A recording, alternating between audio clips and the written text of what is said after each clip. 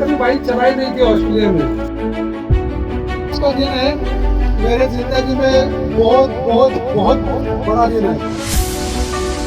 जहाँ भी रहेगा वहीं रोशनी लुटाएगा, किसी भी चिराग का अपना मकान नहीं होता। Completing almost my 16,000 kilometers today. नमस्कार, चक्राक्रांत एक अगम्य प्रवास। आज मैं आपको एक ऐसी स्टोरी सुनाने जा रहा हूँ जो कि स्टोरी मैंने खुद लिखी है, खुद उसके ऊपर रिसर्च किया है, खुद उसके ऊपर स्टडी भी किया है और उसको साकार भी मैंने खुद किया है। तो ये ऐसा है कि एक डिसीजन है जो मेरे लाइफ में मैंने एज ऑफ 50 में लिया, जो कि काफ़ी जोखिम भरा था, लेकिन मेरा जो एक्सपीरियंस रहा है पूरे ज़िंदगी का वो पूरा ट्रांसपोर्ट इंडस्ट्री में रहा है। मेरी अप्रेंटिस शुरू हुई टाटा मोटर्स में। तब टाटा मोटर्स ने पहली बिग व्हीकल लॉन्च की थी एसयूवी में, वो थी टाटा सफारी। मैं बहुत खुश नसीब हूँ कि मुझे टाटा सफारी पे काम करने को मिला, start from the scratch until his roll up to 300 Tata Safaris. उसके बाद टाटा इंडिका आई। इंडिका के प्रोजेक्ट में भी मैंने काम किया, उसमें मुझे अवार्ड्स भी मिले। तो पूरी मेरी ज़िंदगी जो है वो ट्रांसपोर्ट इंडस्ट्री में गई है। तो ये इसी के बारे में एक स्टोरी है जो मैं आपको सुनाने जा रहा हूँ। मैं ऑस्ट्रेलिया में रहता हूँ, मैं इंडिया से हूँ, मैं महाराष्ट्र में रहता हूँ, पुणे से हूँ। करवेनगर में मेरा पूरा ज़िंदगी गया है और पूरी जवानी बीती है और मैं ऑस्ट्रेलिया में एज ऑफ 30 पे आया। And last 20 years I am serving lot of things in Australia. और उसके बाद मैंने एक डिसीजन लेके एक प्रयास किया करने का और वो भगवान की कृपा से सक्सेसफुल हुआ। अभी देखो, मैं काफ़ी मोदी जी से प्रभावित हुआ हूँ।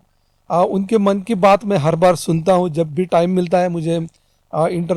नेट पे हम कुछ ना कुछ सुनते रहते हैं, यूट्यूब देखते रहते हैं, कुछ ना कुछ पढ़ते रहते हैं। तो मुझे आदत सी हो गई थी कि मोदी जी का मन की बात सुनो। तो उससे मैं काफ़ी इंस्पायर हो गया था।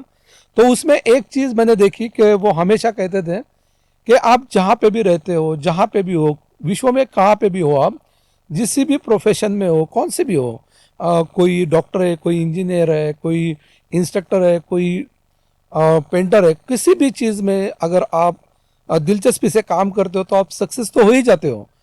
वो सक्सेस मिलने के बाद आपको काम करने में बहुत अच्छा लगता है कि मैंने ये काम मेरे मन से कर रहा हूँ और मैं इसमें सक्सेस भी हो गया। देखो, हम जितने भी लोग हैं जो सक्सेसफुल हुए हैं, उनकी अगर आप स्टोरी देखोगे तो वो यही कहेंगे कि अगर आपको कोई भी चीज़ करनी हो तो उसमें आप पैशन होना चाहिए, है ना, तभी आप सक्सेस हो सकते हो। अगर आपके पिताजी अगर आपको कह रहे हैं कि डॉक्टर हो जा और आपको अच्छा नहीं लग रहा तो यू कांट मेक इट ना। तो मुझे भी मेरे डैड यही कह रहे थे कि आप बिजनेस मत करो, जॉब ही करो।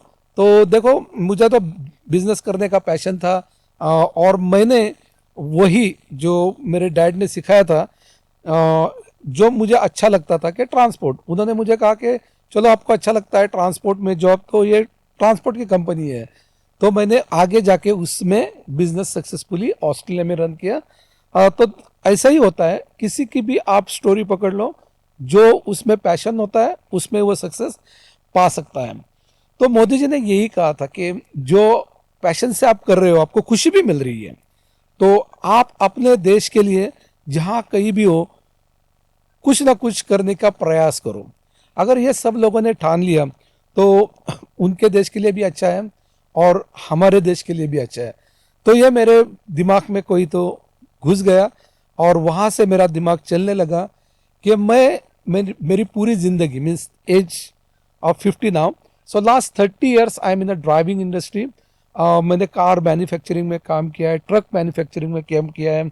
उसके बाद जब मैं ऑस्ट्रेलिया में आया तो सिडनी बस ड्राइवर में काम करता था। उसके बाद ट्रेनर असेसर भी हो गया। तो सब मेरा ये सिलसिला यही चलता रहा। उसके बाद मैंने खुद का ड्राइविंग स्कूल शुरू किया 2011 में। उसके बाद मुझे पता चला कि ये बिज़नेस काफ़ी बढ़ सकता है, इसमें काफ़ी पोटेंशियल है, काफ़ी कुछ चीज़ें हैं करने के लिए जो कि लोग नहीं कर रहे। तो मैंने उसमें प्रयास करके एक अच्छा सा एक बिजनेस सेटअप कर लिया। अब मेरी 15 से 20 गाड़ियाँ अराउंड द सिडनी चलती है। तो ये मेरा ड्राइविंग का पैशन जो है, तो उसमें मैंने करने का ठान लिया। अभी करना क्या है ये वो मुझे समझ में नहीं आ रहा था। तो क्या क्या करूं मैं, इसमें क्या कर सकता हूं कि जिसमें ऑस्ट्रेलिया का भी फायदा हो, ऑस्ट्रेलिया को भी मैं कुछ मैसेज दे पाऊँ, same time I can do something for India as well. तो मुझे समझ में नहीं आ रहा था, लेकिन करना तो था। तो एक दिन ऐसे ही सोच रहा था।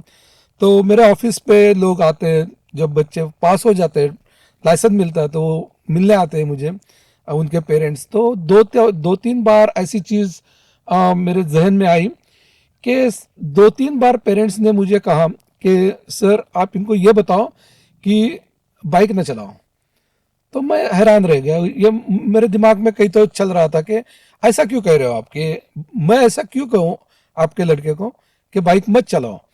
नहीं, क्योंकि एक्सीडेंट होता है, देखो परसों ही वो एक्सीडेंट हो गया, उसका पाँव टूट गया, इसका हार्ट टूट गया, कोई कोई किसी को तो जान भी चली जाती है, most of the people become disable. तो ये मैं उसके ऊपर सोच रहा था कि ये क्या गड़बड़ है, ऐसा ये क्यों क्या हो रहा है। तो ये सोच रहा था।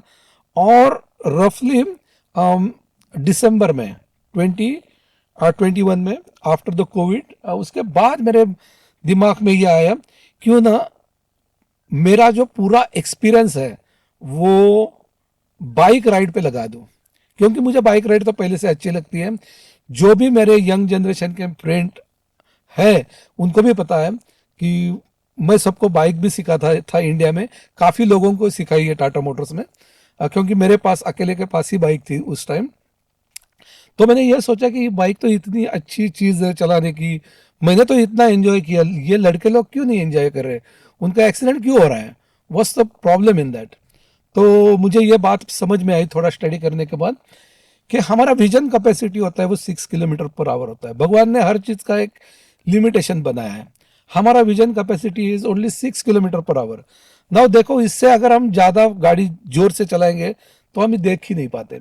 तो जब भी एक्सीडेंट होता है, लोग कहते हैं कि भाई हमने तो देखा ही नहीं, मैं तो सीधे जा रहा था, ये तो मेरी गलती है ही नहीं, पता नहीं ये कहाँ से आ गया। ये इसके ऊपर मैं रिसर्च कर रहा था, तो मुझे ये बात समझ में आई। तो ऑस्ट्रेलिया में देखो, अगर आप रोड पे जाओगे तो आपको कोई बंदा दिखाई नहीं देगा। इसका मतलब क्या है, क्योंकि this is road for driving only, फिर भी क्यों एक्सीडेंट हो रहे हैं, क्योंकि स्पीड।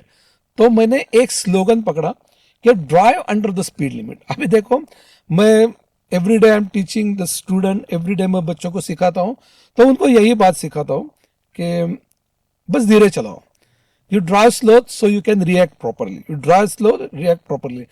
तो मैंने ये स्लोगन पकड़ लिया कि drive under the speed limit. अगर आप हो, अगर आपकी फटीक लेवल भी थोड़ी ज़्यादा हो और आप उसमें भी गाड़ी चला रहे हो, फॉर एनी सर्कमटेंसेस नहीं चलानी चाहिए। लेकिन अगर ऐसा सर्कमटेंसेस भी आता है कि आप फटीक लेवल में हो, फिर भी गाड़ी चला रहे हो, धीरे चला रहे हो, तो जो भी होगा उसका इम्पैक्ट कम होगा। ये भी मैंने इसमें स्टडी किया। उसके बाद मैंने ये ठान लिया कि अभी इंडिया के लिए क्या कर सकता हूँ मैं। ये तो ऑस्ट्रेलिया का हो गया कि मैं एक बाइक राइड करूंगा, लेकिन इसमें इंडिया का क्या हो सकता है। तो ऐसे मैं सोच रहा था। तो सोचते सोचते मेरे ये दिमाग में आया कि मैं मोदी जी का, जैसे बताया मैंने, कि मैं उनको यूट्यूब भी देखते रहता हूँ। तो एक यूट्यूब में उन्होंने ऐसा बताया था कि देखो, आपको जो भी चीज़ मिलती है आप क्या करते हो। हम घर में सजा के रखते हैं, लोगों को बताते हैं कि मैं यहाँ पे गया था तो ये मुझे यहाँ पे मिला, ये मैंने फलाना जगह से लाया, ये मुझे अमेरिका से मिला, ये मुझे। तो उन्होंने कहा कि मुझे ये अच्छा नहीं लगता।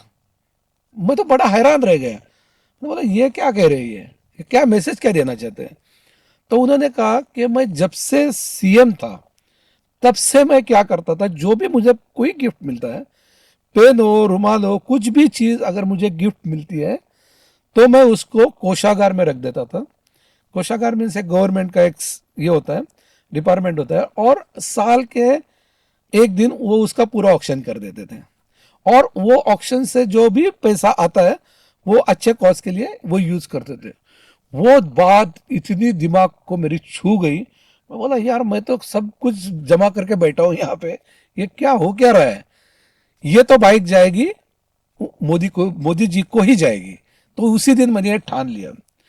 अभी देखो, ये मैंने अभी शुरू में ही बताया कि चक्राक्रांत एक अगम्य प्रवास, इसका मतलब यह है कि जो लोग पैदल चल के जो यात्रा करते हैं उसको पादाक्रांत कहते हैं। ये एक बहुत ही बड़े व्यक्ति ने मुझे नाम सुझाया है। उनकी परमिशन के बाद मैं आप उनको नेक्स्ट एपिसोड में उनका नाम भी बताऊंगा। तो उन्होंने कहा कि आपने ये जो सब कुछ किया है ये चक्राक्रांत है, ये इसका नाम चक्राक्रांति होना चाहिए। मुझे बहुत अच्छा लगा, बहुत सारे लोगों ने मुझे सुझाव भी दिया था, so thank you for them as well. लेकिन ये मुझे कुछ ज़्यादा अच्छा लगा, भाग गया। और इसमें एक ऐसा मुझे कुछ फीलिंग हुआ कि हाँ, एक्चुअली मैंने कुछ ऐसा चक्र के ऊपर बैठ के पूरे ऑस्ट्रेलिया में किया है। तो चलो अभी मैं आपको बताता हूँ कि मेरा डिसीजन तो हो गया कि बाइक राइड करनी है, अराउंड द ऑस्ट्रेलिया करनी है। तो अभी प्रोसेस क्या है?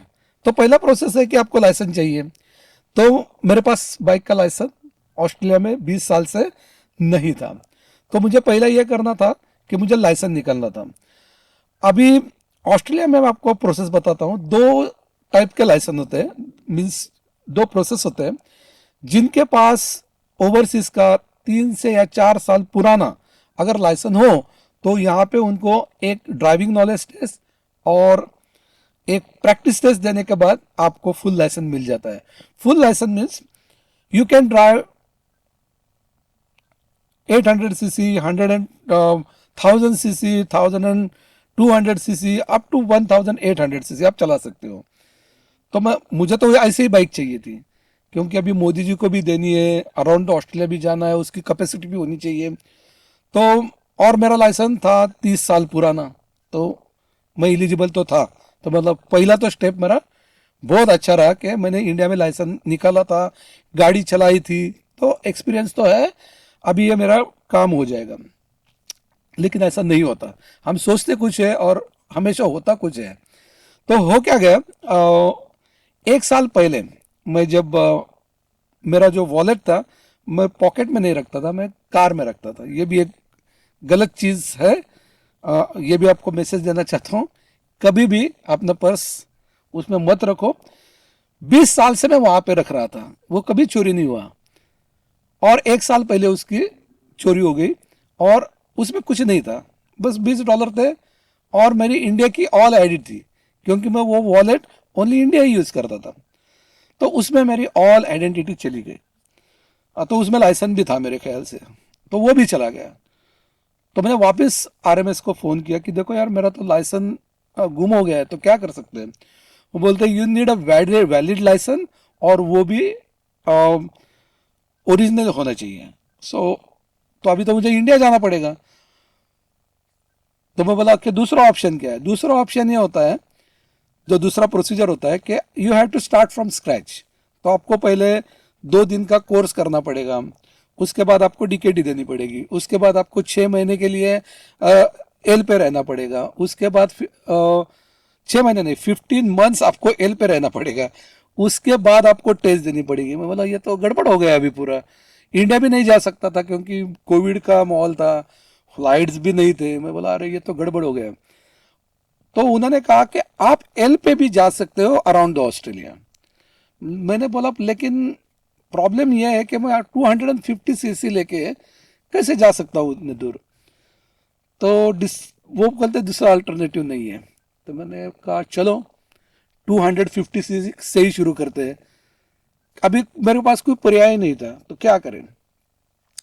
तो यही सोच रहा था, और सेम डे मेरी वाइफ ने कुछ, हम काम कर रहे थे, कोविड में घर का काम बहुत चल रहा था, तो हम साफ सफाई कर रहे थे। तो हम शाम को कुछ कर रहे थे, तो मेरी वाइफ ने कहा कि ऊपर की जो बैग है वो निकाल के दो मुझे, उसमें कुछ चीज़ें हैं वो चाहिए मुझे।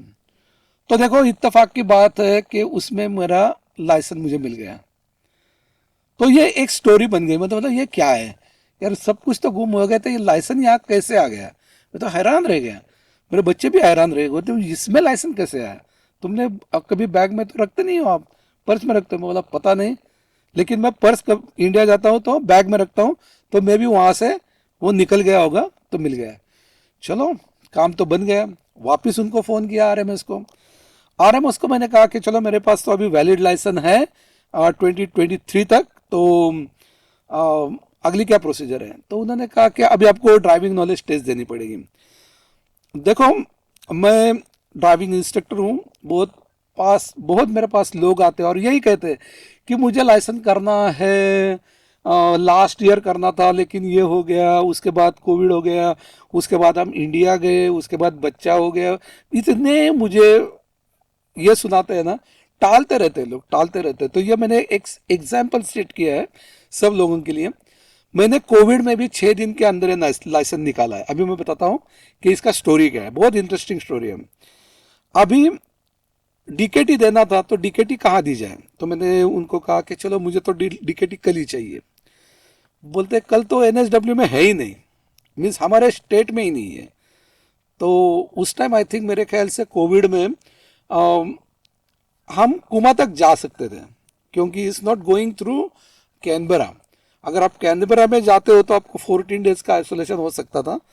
तो आप बाहर से एक रास्ता है, वहाँ से निकलता है, जहाँ पे कॉस्को वगैरह है वहाँ से। तो मैंने बोला कि हाँ मैं आ सकता हूँ वहाँ पे, आप मेरी टेस्ट बुक कर दो कल की। रात भर प्रैक्टिस की और मैं पास हो गया। और उसके बाद मैंने उनको कहा कि आगे नेक्स्ट स्टेप क्या है? तो उन्होंने कहा अभी आपको बस ड्राइविंग टेस्ट देनी होगी। मैंने बोला मुझे कल ही चाहिए। तो बोले, कुमा में तो है ही नहीं, तो आपको वापस दूसरे स्टेट जाना पड़ेगा। तो मैं बोला ठीक है, कहाँ पे? तो लकीली मेरे ही सिटी में मिला मुझे, कैम्बल टाउन में। तो मैं वहाँ से तुरंत उसी दिन भाग के आया। कुमा यहाँ से सिडनी से 5 घंटे दूर है। तो मैंने 5 घंटे दूरी फांद के बस ड्राइविंग टेस्ट 15 मिनट की होती है डीकेटी, वो मैंने क्लियर कर दी। इसके पीछे ऐसा नहीं है कि पैशन है ये वो नहीं। अगर आपको एक चीज़ करनी है तो वो बस कर दो, उसके बारे में सोचो मत कि कल करूँ या परसों करूँ, ऐसा मत करो। उसके ऊपर मोहर लगा दो कि ये करनी है और उसी टाइम उसको फिक्स कर दो। ये मैसेज देने के लिए मैंने की थी ये चीज़। दूसरी चीज़ ड्राइविंग टेस्ट। अभी ड्राइविंग टेस्ट तो मिल गई। जहाँ पे मैं गया वहाँ का जो एग्जामिनर था वो मुझे जानता था, क्योंकि मैं इस इंडस्ट्री में हूँ। तो उसने कहा मुझे कि गुरु तुम यहाँ पे क्या कर रहे हो? He ask me in English, what you doing here, you got new job here और व्हाट यू डूइंग? मैंने बोला कुछ नहीं यार, I need to do my driving test. तो वहाँ पे काफ़ी लोग आए थे। तो वो पूछ रहा था सबको कि आपका लाइसेंस कितना पुराना है। कोई कह रहा था मेरा 3 साल पुराना है, कोई कह रहा था 4 साल पुराना है, कोई कल 5 साल पुराना है। तो मुझे ऐसा लगा कि अब अरे मैं कहाँ आ गया ना कि maybe I am wrong place. क्योंकि जब उसने मुझे पूछा कि आपका लाइसेंस कितना पुराना है, तो मैंने उनको बताया 30 ईयर ओल्ड। तो वो हैरान रह गया, सब लोग मेरी तरफ देखने लगे। बोले 30 ईयर के बाद भी आप टेस्ट दे रहे हो? मैंने बोला हाँ, क्योंकि मेरे पास ऑस्ट्रेलिया का लाइसेंस ही नहीं है और मुझे कुछ करना है, तो इसके लिए लाइसेंस तो चाहिए। तो उसने बोला ठीक है, आप टेस्ट दे दो। तो देखो, बहुत सारे लोगों को ये लगता है कि आप ड्राइविंग इंस्ट्रक्टर हो, आपको पूरी नॉलेज है। मैं आपको पूरा बताना चाहता हूँ कि पहले ड्राइविंग टेस्ट में वो मुझे जानता भी था, जो एग्जामिनर था वो मुझे पहचानता भी था। तो सब लोग पास हो गए, मैं अकेला ही था कि वो वहाँ पे फेल हो गया, है ना। तो मुझे इसमें कोई हैरानी नहीं होती कि मैं क्यों फेल हो गया, क्योंकि मैं जानता था कि मैंने 20 साल प्रैक्टिस ही नहीं किया है। तो कोई डरने की बात नहीं होती। अगर आप फेल होते हो तो कोई डरने की बात नहीं होती, आप पास तो होने ही वाले हो, क्यों आपने बस टेस्ट देनी देनी होती है। तो चलो उस दिन मैंने उसको कहा कि मैं ऐसा ऐसा कर रहा हूँ और I can't wait more than that ना, तो कुछ हो सकता है, मुझे आप टेस्ट टुमारो दे सकते हो, कैन यू मेक इट? क्योंकि मुझे टेस्ट समझ में आया है। और can you give me 2-3 hours your bike for practice? तो उसने भी कहा हाँ ठीक है, चलो तुम इतना पैशनेटली कुछ कर रहे हो, आपका मैसेज भी बहुत अच्छा है, drive under the speed limit, then India में आप बाइक भेज रहे हो, बहुत अच्छा है। तो उसने मुझे पूछा कि आपके पास बाइक है कौन सी? तो मैंने बोला बाइक तो है नहीं अभी। तो बोला आपने डिसाइड कैसे कर लिया? मैंने बोला अभी लाइसेंस कर रहा हूँ, उसके बाद एक एक चीज़ें होगी। तो उसने कहा ठीक है, अच्छी बाइक लेना, बड़ी बाइक लेना, हेवी होनी चाहिए, उसने ऐसे बता दिया। तो रात को मैं घर गया तो मुझे नींद नहीं आ रही थी, क्योंकि दूसरे दिन टेस्ट थी। और मैंने बाइक ढूंढना शुरू कर दिया। इंटरनेट में मैं बाइक ढूंढ रहा था। अभी मोदी जी को बाइक देनी है तो एंटीक पीस होनी चाहिए, तो ऐसे उस हिसाब से मैं वो बाइक देख रहा था। तो मुझे पेंद्रित में एक जगह है, वहाँ पे एंटीक बाइक्स मिलते हैं। तो मैंने वहाँ पे रात को ही उनको जो अच्छी बाइक लगी उसमें वहाँ पे उनको रात को ही पैसे ट्रांसफ़र कर दिए, क्योंकि अगर दिन में करता तो शायद मेरी बीबी को पता चल जाता, क्योंकि she is the account attend in my company, तो उसको तुरंत पता चल जाता, तो प्रॉब्लम वहीं से शुरू हो जाती। तो मैं बोला एक बार पैसे गए तो प्रॉब्लम नहीं होगी, क्योंकि वो तो वापस देने वाला है नहीं।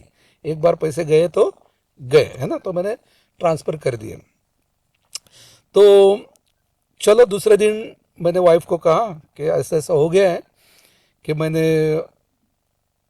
एक जगह पे पैसे ट्रांसफ़र कर दिए, कुछ ज़रूरी काम है।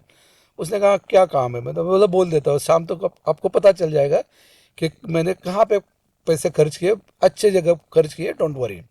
और काफ़ी अच्छा अमाउंट खर्च की थी मैंने। So she was so panic whole day. तो मैंने उसको कहा कि तूने मेरे साथ चलना है आज, पूरा जो आपका शेड्यूल है वो कैंसिल कर दो। आई थिंक उस टाइम कुछ उसका शेड्यूल था ना, क्योंकि वो जनवरी महीना था, 6 जनवरी था, यस 6 जनवरी था। तो ज़्यादा काम नहीं होता जनवरी के फर्स्ट वीक में। तो उसने कहा चलो ठीक है, कहाँ जाना है? मैं बोला यहाँ पे टेस्टिंग एरिया है, वहाँ पे जाना है थोड़ा। तो उसको मैं लेके गया, तो मेरे लड़के भी साथ में थी क्योंकि छुट्टियाँ चल रही थी। तो हम वहाँ पे गए और मेरे लड़के के पास मोटर बाइक थी, तो उसका मैंने जो हेलमेट था वो डिक्की में छुपा दिया था। तो मैं वहाँ पे गया, प्रैक्टिस की। उसके बाद मैंने मेरे लड़की को और वाइफ को कहा कि मैं बाइक का लाइसेंस निकाल रहा हूँ। तभी मेरे वाइफ को लगा कि मेरे ख्याल से मैंने बाइक के लिए पैसे भर दिए, ऐसे उसको लगा। मैंने बोला don't worry, don't think too much, you just do what you are doing. उसको मोबाइल पे पढ़ना बहुत अच्छा लगता है, तो मैंने बोला तू पढ़ते रहे, मैं जस्ट टेस्ट फिनिश करके आता हूँ। तो लाइसेंस होने से पहले एक दिन मैंने वो बाइक खरीद ली थी, क्योंकि मुझे पता था कि कल मैं पास हो ही जाऊँगा। अगर नहीं होता तो परसों तो पास होना ही है, एक ना एक दिन तो पास होना ही है। और जिसको भी पैसे दिए हैं वो कहीं जाने वाला नहीं है। तो ऐसे होता है ज़िंदगी में कि आप डिसाइड करो एंड उसके ऊपर ऐड करो, है ना। उसके ऊपर मैं आने वाला हूँ बाद में, उसको कहते हैं प्लान बी, है ना। वो भी मैं कैसे वर्कआउट करता हूँ प्लान बी, वो भी मैं आपको बताऊँगा, जाने से पहले बताऊँगा। तो चलो पास हो गया टेस्ट। उसके बाद आरएमएस में गया, अपडेट किया लाइसेंस। और मैंने बोला वाइफ को चलो थोड़ी, पास हो गए मैं आज, थोड़ा दूर घूम के आते हैं। बोले चल क्या रहा है आपका? तो मैंने उसको लेके गया, पेंद्रित लेके गया। वहाँ पे एक मैंशन जैसा हाउस था, बहुत बढ़िया हाउस था। वहाँ पे गया, एक शटर खुला मेरे लिए, वो बंदे ने ऑटोमेटिक शटर खोला। तो वहाँ पे काफ़ी एंटिक बाइक थी, कारें थी। तो जो मैंने कार इंटरनेट पे सिलेक्ट की थी, कावासाकी वोल्कन 800, तो वहाँ पे गया मैंने उनको बोला कि ये स्टार्ट करके दिखाओ, तो उन्होंने स्टार्ट किया उसको।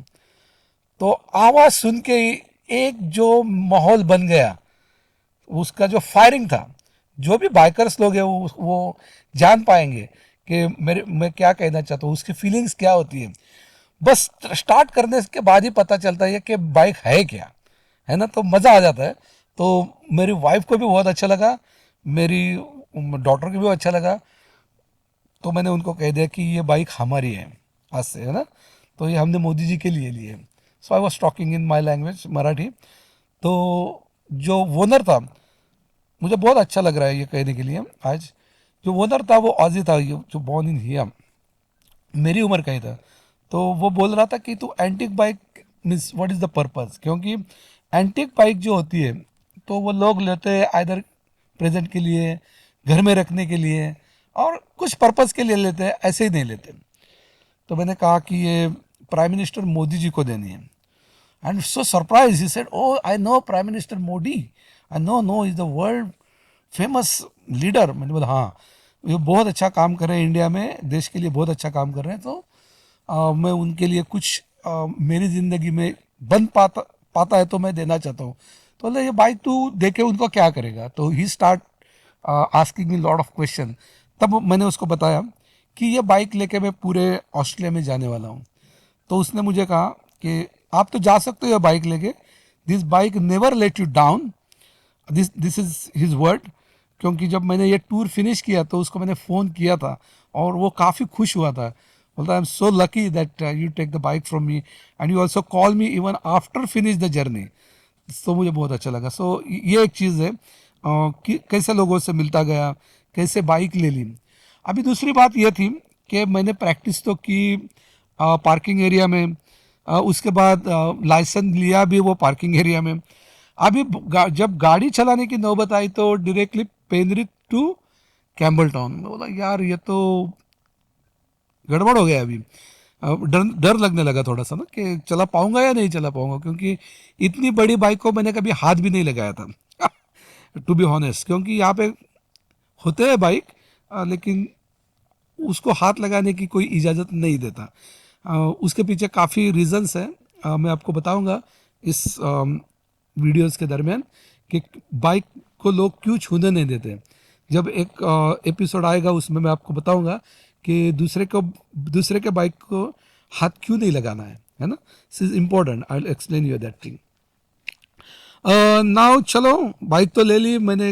उसको कहा कि मैंने तो ऑस्ट्रेलिया में बाइक तो नहीं चलाई है। तो मैं वो तो घर था, मैंशन जो था वो थोड़ा अपहिल था और उसका ड्राइवे जो था वो कंक्रीट का नहीं था, वो ग्रेवल का था। तो चलने में भी दिक्कत हो रही थी। बोला अगर बाइक गिर जाती है तो गड़बड़ होगा, यहाँ से वहाँ तक का सफ़र ही डेंजर है, उसके बाद तो चला लूँगा। मैंने उसको नहीं कहा लेकिन उसको समझ में आया। तो उसने कहा अगर आपने कभी भी बाइक चलाई नहीं हो तो don't start on gravel surface, क्योंकि वो आपको गड़बड़ कर देगा। तो मैं उसने कहा कि this is my premises and I am responsible in the premises. ऐसा नहीं कह रहा हूँ I am not responsible outside, लेकिन this is specially my responsibility and be careful might. And उसने बाइक नीचे ला के दी और रोड पे ला के रख दी और उसने कहा कि गुड लक माइट। एंड उसके बाद मेरा सफ़र वहीं से शुरू हुआ। अभी हैरान हो जाओगे आप, मैं भी हैरान था, वो भी हैरान था। मैंने उसको बोला कि ये बाइक चालू होते कैसे हैं। वो बोलता है कि जस्ट नॉर्मल। मैंने बोला नॉर्मल तो यही तो पूछ रहा हूँ, क्योंकि मेरे पास जो बाइक थी उसको किक था, इसको तो किक है ही नहीं, मैं इसको चालू कैसे करूँ। बोलता है नहीं नहीं नहीं, this is the 800 cc and I don't think so 800 cc are the kick. बोला वो तो चालू कैसे होगी। तो उसने बोला, ये देखो बटन है, इससे स्टार्ट होगा, यहाँ पे कीज़ है, ये ऑन होगी, यहाँ से ऑन होगा, यहाँ से ऑफ होगा, ये रिज़र्व है, ऑन है। मैंने बोला ये तो ट्रेनिंग बहुत अच्छा रहा। और जाते जाते एक छोटी सी चीज़ बताओ कि गियर कहाँ पे है। मीन्स गियर तो मुझे पता चला कि लेग्स में है, लेकिन वो एक होता है ना दिक्कत हमें कि पहला नीचे है या ऊपर है। तो उसने वो समझाया मुझे और वो जब बता रहा था तो मुझे समझ में आया कि वो भी डर गया अभी क्योंकि इट्स वेरी डेंजरस। क्योंकि वो जहाँ पे रहता था वो थोड़ा सा कंट्री एरिया था और 2 किलोमीटर के बाद M7 शुरू होने वाला था all the way to the Campbelltown. But I am very smart. मैंने वाइफ को कहा कि ड्राइविंग स्कूल की गाड़ी इसलिए हम लाए हैं कि तू मेरे पीछे चला, सो तो धीरे भी चलाई तो लोग आपको ओवरटेक करके जाएंगे और अब जब वो मुझे आगे देखेंगे तो वो मुझे भी ओवरटेक करके जाएंगे। सो उस दिन मुझे यह महसूस हुआ और मैंने ये ऑस्ट्रेलियन गवर्नमेंट को भी लेटर लिखा है कि ये जो ड्राइविंग आप दे रहे हो, जो ओवरसीज लोग जो आते हैं उनका आप टेस्ट तो लेते हो 250 सीसी पे, आपको ये पता भी नहीं है, you are trust on them कि देखो ये तो मैंने चलाई थी 20 साल पहले चलाई थी, लेकिन आप उनको लाइसेंस दे रहे हो 250 सीसी पे, उनकी प्रैक्टिस भी ले रहे हो 250 सीसी पे। Of course I am the responsible, everyone should be responsible, but this is not the way to give the licence to any human, है ना। क्योंकि उस दिन मुझे पता चला कि मुझे ये बाइक आ ही नहीं रही, is completely going of the road, speed control नहीं हो रही थी, ब्रेक का अंदाजा नहीं आ रहा था। ऑफ कोर्स ये मेरी गलती थी, I don't mind, this is my, मेरी गलती थी, ये मैं जानता हूँ। लेकिन प्रोसेस भी फॉलो कर रहा था, तो गलत भी कुछ नहीं कर रहा था। तो देखो यहाँ से हाईवे का सफ़र शुरू हो गया। अभी थोड़ा वर्कआउट भी करना था, तो अभी वर्कआउट कैसे किया जाए उसके ऊपर मैंने थोड़ा स्टडी किया कि देखो अभी अब खुद ही सीखना है, खुद ही करना है। और मैं आप सब लोगों को बताता हूँ कि लाइसेंस तो मिलता है हमें, इसका मतलब ये नहीं है कि आपको गाड़ी आ गई। आपको तभी गाड़ी आती है जब आप खुद वो गाड़ी सिखाते हो, जब आप खुद ड्राइव करते हो और जो चीज़ें आपके सामने आती हो और खुद आप रिएक्ट करते हो तो आप खुद ही सीख जाते हो। तो ये मैंने प्लान किया कि ऑस्ट्रेलिया में 120 आवर्स जो 16 ईयर लड़के लड़कियां होती है, यंग जनरेशन, वो प्रैक्टिस करते हैं और उसके बाद टेस्ट के लिए जाते हैं। तो मैंने वो प्लान कर लिया कि चलो 120 आवर्स खुद प्रैक्टिस करेंगे जाने से पहले। और मैंने ये फेसबुक पे डाल दिया कि अभी मैंने ये शुरू करने वाला हूँ और ये पूरा ऑस्ट्रेलिया भ्रमण होगा बाइक पे और अकेला करने वाला हूँ। उसके पीछे की वजह भी मैं आपको बताऊंगा। और ये चीज़ डालने के बाद ऑस्ट्रेलिया में एक वेरी फेमस पर्सनालिटी है, उनका नाम है doctor Vijay Joshi, he is the order of Australia. तो उनका मुझे फ़ोन आया, उन्होंने मुझे कहा तू ये क्या कर रहा है, ये इसके पीछे तू तेरा मतलब क्या है, मकसद क्या है, क्यों करना चाहता है, कर रहा है अच्छा कर रहा है, but is means I need to talk on this. तो वो मेरे ऑफिस पे आए थे, तो उनको ये बहुत अच्छा लगा कि मैं ऐसा डेयरिंग कर रहा हूँ। तो वो बोले कि इसमें आप जो बाइक दे रहे हो that's very good, I will suggest आप मोदी को ज़रूर ये कहना कि इसमें जो भी ऑक्शन में पैसे आएंगे उससे आप जो शहीद जवान हैं उनके फैमिलीज़ के लिए अगर डोनेशन हो सकता है तो ज़रूर कीजिए। तो उन्होंने मुझे ये एडवाइस किया था और उसके ऊपर हमने काम शुरू कर दिया। So thank you so much for doctor Vijay Joshi. और मेरे पूरी जर्नी में भी वो साथ रहे, मीन्स फिजिकली नहीं थे लेकिन मॉरली मेरे साथ थे। सो thank you mister Vijay Joshi again. अभी देखो हर चीज़ जब ये शुरू हो गया ये सिलसिला, तब काफ़ी लोगों ने मुझे फेसबुक के ऊपर सपोर्ट करना शुरू कर दिया, मिलने के लिए आने लगे, मैं उनके घर जाने लगा। तभी इंडियन काउंसलेट से मुलाकात हुई, उन्होंने कहा कि ये जो आप कर रहे हो why don't you do it under the आज़ादी का अमृत महोत्सव। तो वो बैनर लगा दिया हमने, तो बहुत सारे लोग उसमें जुड़ने लगे। तभी 15 अगस्त हुआ, सेवा इंटरनेशनल का जो प्रोग्राम था वो हम कैनबरा 20 एक बाइक लेके गए थे, उसका भी लीडिंगशिप मैंने ही किया था। और उसके बाद सब कुछ तो हो गया। अभी सब लोग मुझे पूछने लगे, जाते जाते मैं आपको मेरा प्लान बी बताना चाहता हूँ कि प्लान बी होना चाहिए या नहीं होना चाहिए।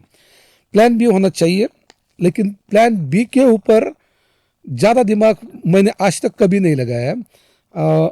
लेकिन प्लान बी है और मैं आपको अभी बता रहा हूँ मेरा प्लान बी क्या था। जो सब लोग मुझे पूछते थे तुम्हारा अगर एक्सीडेंट होता है तो क्या है, टायर फ्लैट हो जाता है तो क्या है, अगर बैटरी डाउन हो जाती है तो क्या है, मीन्स काफ़ी चीज़ें हैं, अगर तू बीमार पड़ हो जाता है तो क्या है, तो क्या प्लान बी क्या क्या बना के रखा है, अगर एकोमोडेशन मिलता, इतने सवाल थे प्लान बी में। तो मुझे ये समझ में आया कि प्लान बी में वर्कआउट करने में टाइम वेस्ट होगा, टाइम प्लान ए पे ही रहेंगे और प्लान ए ही सक्सेस करेंगे।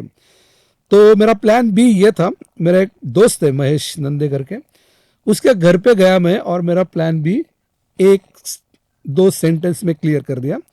मेरा प्लान बी ये था कि ये जो डिसीजन मैंने लिया है, मैंने उससे कहा कि ये जो डिसीजन मैंने लिया है ये जो करने का, of course it is dangerous, कुछ भी हो सकता है, तो आऊँगा तो जिंदा वापस आऊँगा, नहीं आऊँगा तो